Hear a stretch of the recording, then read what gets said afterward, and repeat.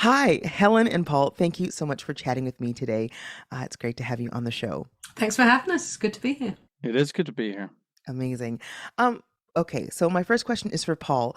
Paul, what's it like creating so far away from your musical partner? It's uh it's good, actually. It's probably is what has held this band together. From the start we've worked because we live in different countries. Hmm. And so that's how we've worked. We've worked remotely from the very beginning. And since we started performing together, we noticed in person that we noticed that we have kind of a sibling relationship. So I don't think we'd get much done if we were in the same town, if we had to record in the same room.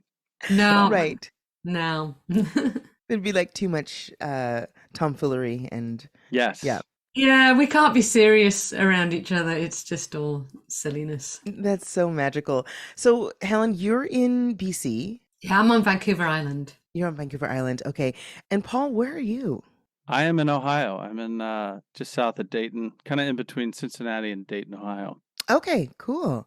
That's amazing. And so Helen, how did you two meet? What's that story? Well, we met at a conference back in 2011. It was a conference for writing music for TV and film, which we were both doing. And we were on this member success panel because apparently we were having success, which was nice. And there was a whole bunch of us. We met and spent the weekend kind of hanging out. I hung out with Paul a little bit, but not much. And apparently I said to him, I don't like to collaborate. And he went, oh, okay then. Um, and then it was a year later that I saw all the stuff he was doing with other people, and I'm like, "Ooh, I want a bit of that." So I got him to do some production on a kids album I was doing, which ended up winning a Juno. Oh And my so gosh. it's like, this is cool. And I just liked the way he worked. I liked we had very similar work ethic. Yeah, I was gonna ask, you're like super prolific. You have tons of albums, tons of awards. And I was like, they live in two different countries. How do you stay disciplined and how do you get so much stuff done while being apart? Starting in writing for film and TV, you get briefs from publishers with a deadline and with kind of direction and how the song's supposed Mm. to go, the mood and everything like that. And we get used to working on a deadline for that. And when we first started writing together as Big Little Lions, it was mainly for briefs. And Mm. so we had deadlines and we had tons of material build up after that. And we still do that every now and then. Like now we're doing that on off chance we get a brief just to stay fresh with our writing. And that's really been our advantage, I think, in being prolific. Yeah, we had no intention of being a band or doing any of this. We were just going to write from afar, never speak to each other again. And that was fine with us. And then Paul decided to come out to the island to try some gigs. And what's transpired from there has been incredible because he then ended up meeting and marrying his wife, who's now one of my closest Oh friends. And my we just all gosh. went on holiday together. So it's a whole, and I've got a husband who likes them as, they like him. It's this That's kind of magical fantastic. thing that happened. Yeah, that's really great and so rare, when you find your people and not only can you create with them, but you can also just enjoy life together. That is very, very special. Um, so okay, so you keep each other accountable, you've got deadlines. When you're starting to write a song, Paul, like how do the ideas bounce back and forth? What happens?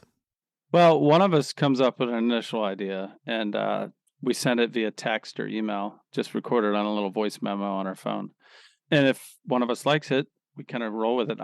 The format is usually I start production on a song, Helen Hmm. starts lyrics. Every once in a while, I'll just surprise her with a fully written song, lyrics, Wow. lyrics and all. But most times that's the format. I'm working on the music and everything, and she'll send me lyrics because she writes lyrics really quick. I Mm. tend to take forever. And then we kind of bounce off ideas for the lyrics, and I send her the music, what I've done production wise, and she'll say yay or nay, or I'll end up redoing a song 5 or 6 times, Yep. Wow. different versions and things like that. So it is still very collaborative in that way. It's That's just beautiful. by email or text usually. Yeah, he's very good at kind of at polishing my lyrics because I'll write them quickly, but then he'll take some really nice turn of phrase and he'll just kind of add some shine to it. Oh, that's incredible. I have often collaborated with other artists, and there's always that moment where you kind of have to be really brave in front of another person. Was there any kind of shyness or slow to kind of get into that collaborative mindset right away, or was it just sort of like, no, we got it. I can show you all of my scraggly bits, and that's okay. As long as we're not in the same room together, yeah, I can't Mm, write in front of someone. I hmm. find that shuts my brain down, but Yeah. I've never had a problem just going, "Blah, this is who I am," you know. So, and I don't think you've got much to hide, do you, Paul? I don't. I mean, it seemed very natural and seamless from the start. When we started, like, obviously the first thing we did was just me producing songs for her and performing. But when we actually started writing is what's now Big Little Lions, like Helen sent me pretty much a fully formed idea that she had just right out of the gate because we had a brief from a publisher. And so my addition to that was the production and the musical take. But then it always seemed pretty easy. We knew we had something when we first sang together, so I think that really helped it flow Mm. creatively. And we're not shy about saying when we don't like something. I mean, Yeah, yeah. yeah, I mean, because we have that sibling thing, you know, we kind of, what did Paul, you described as we disagree, but we're not disagreeable, Yeah. Ah, yeah, I like that. which I thought was really nice. Like we get on, but we're never that serious with each other. That's beautiful. And it sounds like you're always in service of the music, which is Oh yeah. paramount. Yeah, that's really great. There's like Goffin and King and Lennon and McCartney. We have Austin and Otten. I'll take that. Yeah, it's great. Okay, so you are going to be on tour in Western BC and on Vancouver Island in July and August. Any plans to come to Alberta? Yes, in March we're going to be there, Oh, and great. if I had my thing in front of me, I'd be able to tell you. But I think we're definitely in Calgary. I think we're in Edmonton, Red Deer. Yeah, we are in Alberta. Beautiful. Okay. Okay. Well, definitely uh, give us a little dingle and let us know because we'd love to chat with you again. Paul, I'd love to play "Good and Ready" from the album AM PM. Can you tell our listeners a little bit about that song? Well, I think this is another song that went through a few versions before it Yes. landed on what you hear now. Mm, Yeah, I was originally going to be doing the lead vocals, and I'm like, it doesn't feel right. Yeah. mm. Yeah, it was interesting because I ended up kind of taking a page out of Paul Simon's early work for this one, and kind Hmm. of a mellow vibe. It ended up a lot more stripped down than it started, which usually it works the opposite way. It starts stripped Right. down, Yeah.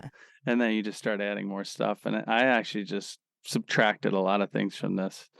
Yeah, we've been pleased with the way everything came out, but I guess if you're going to do 7 or 8 versions of a song, you better be pleased with the way it comes out. And the song's kind of an ode to our adult children, which is Oh, like it's years ago I wrote a song about saying never mind to own. This is when they were little. And it's like, oh, I don't own you, I just borrow you. And then the reality is, yeah, we do mm, just borrow you. Now they've all gone. We've got very similar age kids. He's got stepkids, mhm. and they're gone. And it's just saying, hey, you've got this. Uh, That makes me want to cry because the song is beautiful, but knowing that little, nugget behind it is just even more poignant. That's so cool. The whole album is great. There's the whole concept of, going through your day, all the, things you might encounter and feelings you might feel. It's really beautiful. So There's lots of congratulations. feelings. Yes, there's lots Yeah. of feelings Yeah. in the album. There was a little frustration in singing this song because I had lost my voice at the time of recording this song Mm, and a few others. It's just coming back now, but so I had to figure out kind of a different way to sing and to interesting. be patient with many, many takes because my voice would just crack and pop in weird spots. So Yeah, he had a virus on his voice, and one of his vocal cords had just kind of Flamed, yeah. So it's kind of a different. I was forced to take a different approach vocally with this one. So Cool, cool. All these little tidbits that will just give our listeners that much more appreciation for your genius and craftiness. Helen and Paul, thank you so much for chatting with me today. Really appreciate you and your time and your talents. From the album AM/PM, which is number 13 on CKUA's Top 30 chart this week, this is Big Little Lions and Good and Ready.